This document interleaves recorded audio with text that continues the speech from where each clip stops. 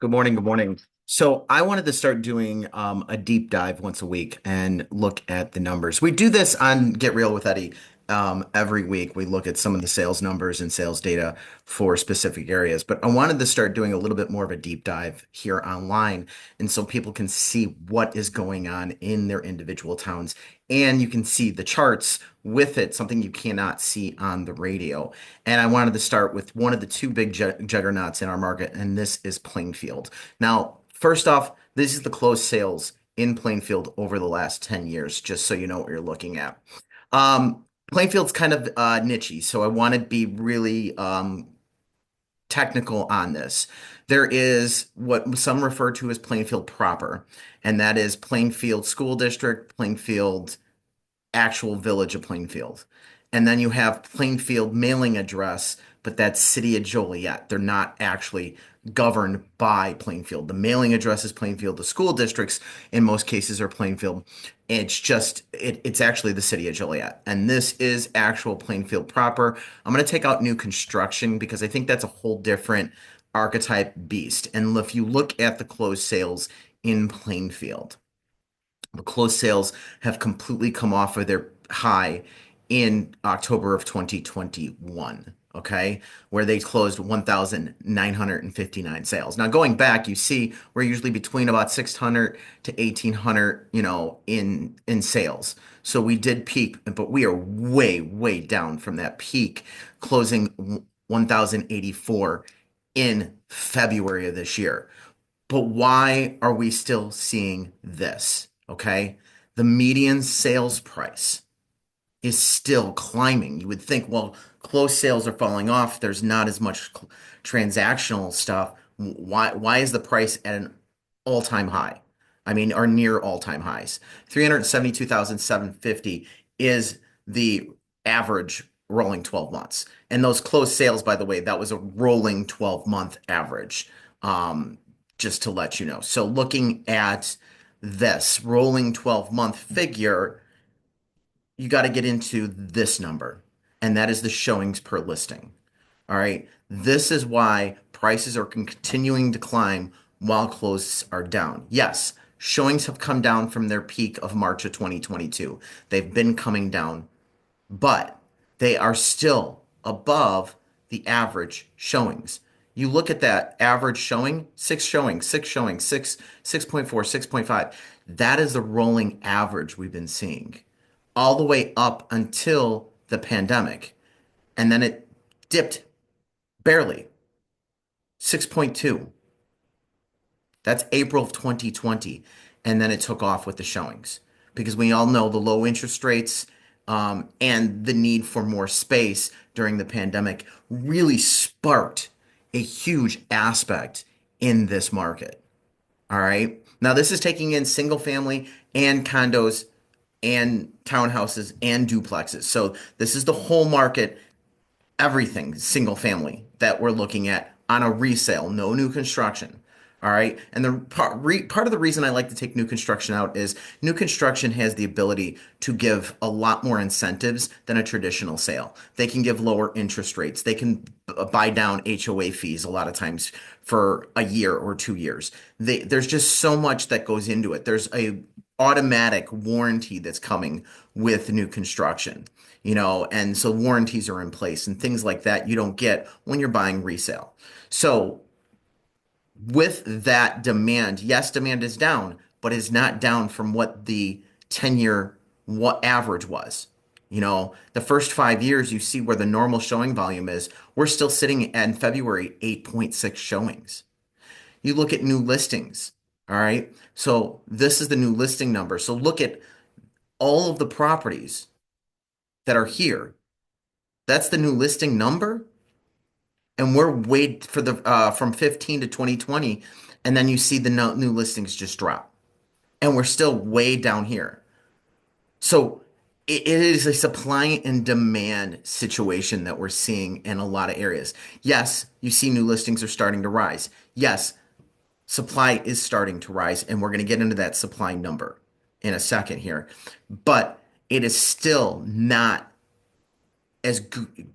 great as what we're seeing when it comes to the showings. Showings are still historically outpacing the supply side of the equation. And that's why you're seeing, because of the lack of supply, closings are down, but that's why you're seeing the sales price continuing to rise.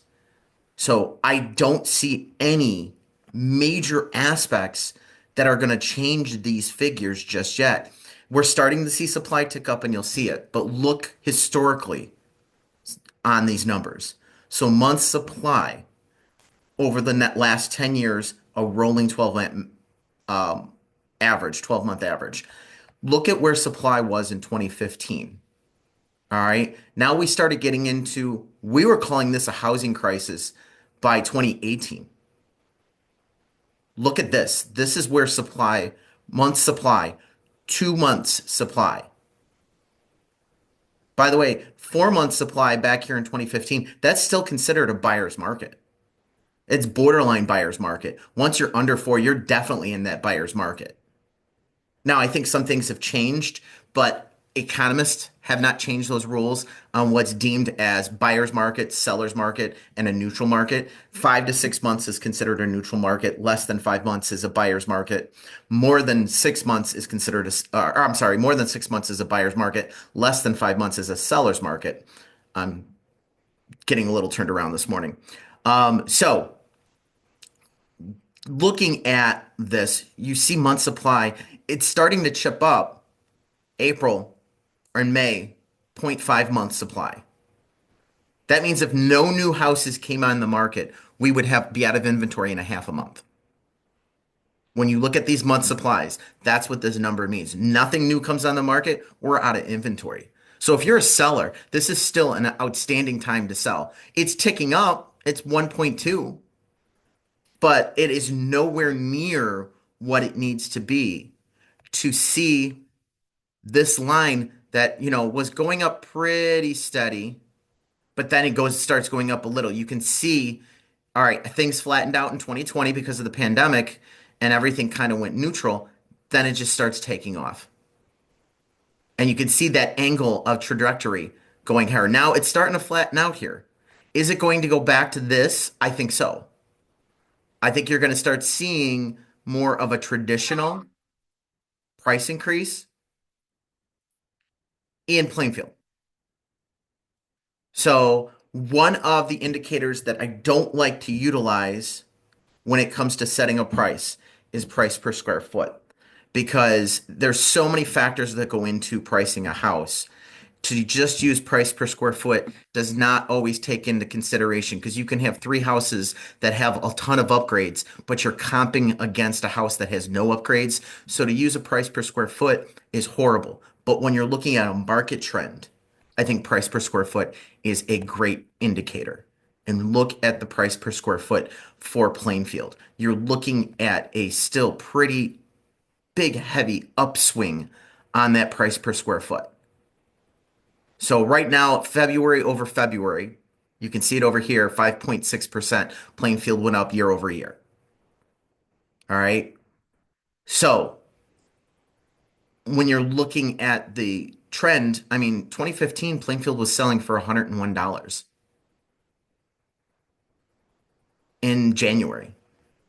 Now we're at $190 per square foot. And you see that how that trend line sharply picks up more. All right. So as of right now, for Plainfield, I am not seeing anything that is out there as of yet. I'm looking to see where March numbers come in. I think February numbers were very weak. All right. And the reason I say that is we had a pretty cold January and February this year compared to the year before. And, weather does impact our January and February markets pretty heavily. Some people will say, I don't want to go out and look at a house today. I don't want to go look at the house today. There's too much snow. Because it can be miserable of an experience when you're going through the properties and it is just snowing or cold rain or wind. and you've got frozen lock boxes and you can't get in a house and all kinds of craziness can happen and that it can impact the showings and the volume. So I want to see where we come up with March numbers, but I'm going to try to start doing this more on a regular basis for you guys. And if you have questions, you can always message me or hit me up in the comments, and I will definitely get back to you as soon as possible. Don't forget to like, share, and subscribe to whatever you're watching this on, because that's really why I'm doing it. I want to get you the information. So like, share, and subscribe. Have a good one. Hey, don't forget, if you got questions, give me a call at Exit Real Estate Specialist at 815-823-5478. Again, 815-823-5478.